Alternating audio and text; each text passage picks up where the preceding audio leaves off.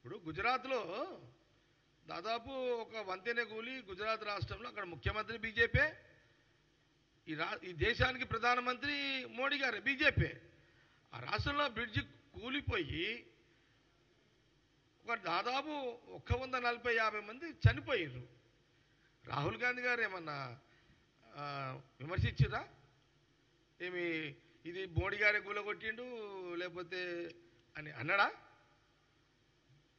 ఆయన ఏమన్నాడు? రాహుల్ గాంధీ గారు చాలా బాధ అనిపిస్తున్నది ఆ బ్రిడ్జి కూలిపోవడము అని ఆవేదన వ్యక్తపరిచారు. అది మనం చేయాల్సిన బాధ్యత, మన పని అది.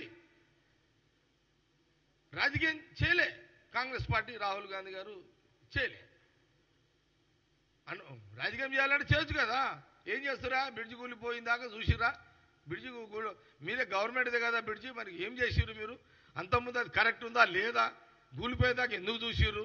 రెగ్యులర్ చెకప్ ఉందా లేదా? బ్రిడ్జి రోజు నిరంతరం ప్రజలు నడిచే బ్రిడ్జి కదా అని ఎప్పుడన్నా రాహుల్ గాంధీ గారు విమర్శించారా? లేదు. ఈ జ్ఞానం కూడా ఎందుకు లేదు బీజేపీ? కిషన్ రెడ్డి గారు మీరు ఎందుకు ఇది